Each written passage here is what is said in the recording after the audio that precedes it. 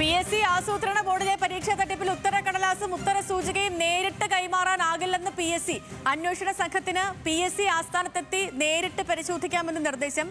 പ്രത്യേക അന്വേഷണ സംഘം ആവശ്യപ്പെട്ട മറ്റ് വിവരങ്ങൾ കൈമാറി. അനുരു അശോകൻ വിവരങ്ങളുമായി ചേരുന്നു. അനുരു, ചെയ്തു. ആസൂത്രണ ബോർഡിലെ പരീക്ഷാ ക്രമക്കേട് ആദ്യമായി പുറത്തു കൊണ്ടുവന്നത് ന്യൂസ് മലയാളമാണ്. 3 ചീഫ് തസ്തികകളിലേക്ക്, അതായത് industrial and infrastructure, chief planning coordination, അതുപോലെ ചീഫ് പേഴ്സ്പെക്റ്റീവ് പ്ലാനിംഗ്, ഈ 3 തസ്തികകളിലേക്ക് നടത്തിയ പൊതുപരീക്ഷയിൽ 228 ഉദ്യോഗാർത്ഥികളുടെ 58 മാർക്കിന് PSC മൂല്യനിർണ്ണയം നടത്തിയില്ല എന്നുള്ളത് ന്യൂസ് മലയാളത്തിൻ്റെ വാർത്തയായിരുന്നു. ഇതിലായാണ് സർക്കാർ ക്രൈംബ്രാഞ്ച് അന്വേഷണവും PSC പിന്നീട് ആഭ്യന്തര വിജിലൻസ് അന്വേഷണവും പ്രഖ്യാപിച്ചത്. പക്ഷേ അപ്പോഴും അന്വേഷണത്തോട് പൂർണ്ണമായും സഹകരിക്കാൻ PSC തയ്യാറായിരുന്നില്ല. പല കാര്യങ്ങളിലും രഹസ്യാത്മകത എന്നുള്ള നിലയിൽ ഊന്നിക്കൊണ്ട് PSC വിവരങ്ങൾ നൽകാൻ തയ്യാറായില്ല. ക്രൈംബ്രാഞ്ച് സംഘം തന്നെ വിവരങ്ങൾ ആവശ്യപ്പെട്ട 3 കത്തുകളാണ് PSCക്ക് നൽകിയത്.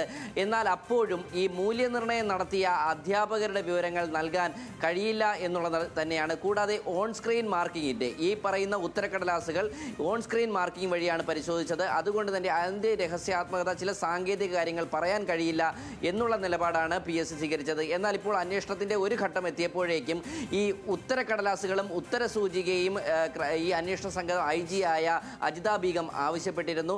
എന്നാൽ ഈ ഉത്തരക്കടലാസുകൾ, അതായത് 228 ഉദ്യോഗാർത്ഥികളുടെ ഉത്തരക്കടലാസുകൾ നേരിട്ട് ക്രൈംബ്രാഞ്ചിന് കൈമാറാൻ കഴിയില്ല. അതുപോലെ തന്നെ ഈ അധ്യാപകർ മൂല്യനിർണ്ണയം നടത്തിയ ഉത്തരസൂചികകളും നേരിട്ട് ക്രൈംബ്രാഞ്ചിന് നൽകാൻ കഴിയില്ല. പകരം അന്വേഷണ സംഘത്തിന് PSC ആസ്ഥാനത്തെത്തി ഇവ പരിശോധിക്കാമെന്നുള്ള നിലപാടാണ് ഇപ്പോൾ PSC സ്വീകരിച്ചിരിക്കുന്നത്. കൂടാതെ ഇത് സംബന്ധിച്ച് ഈ പരീക്ഷ 3 തസ്തികകളിലേക്ക് നടത്തിയ പരീക്ഷകളെ സംബന്ധിച്ചുള്ള മറ്റ് വിവരങ്ങൾ, അതായത് ഈ വിജ്ഞാപനം മുതൽ അഡ്വൈസ് നൽകുന്നത് വരെ ഉള്ള വിവരങ്ങൾ ക്രൈംബ്രാഞ്ച് തേടിയിരുന്നു. അതൊക്കെ നൽകിയിട്ടുണ്ട്. ഇന്നലെ പ്രത്യേക ദൂതൻ വഴിയാണ് ഇവ ക്രൈംബ്രാഞ്ച് ആസ്ഥാനത്തേക്ക് എത്തിച്ചത്. അതായത് ഈ ഉത്തരക്കടലാസുകൾ ആരൊക്കെ ഏതൊക്കെ സെക്ഷനുകൾ വഴിയാണ് പോയത്, ഓരോ വിജ്ഞാപനം മുതൽ നിയമന ശുപാർശ നൽകിയത് വരെയുള്ള സ്റ്റെപ്പ് ബൈ സ്റ്റെപ്പ് ആയിട്ടുള്ള വിവരങ്ങൾ നൽകണമെന്നുള്ളതായിരുന്നു ക്രൈംബ്രാഞ്ചിൻ്റെ ആവശ്യം.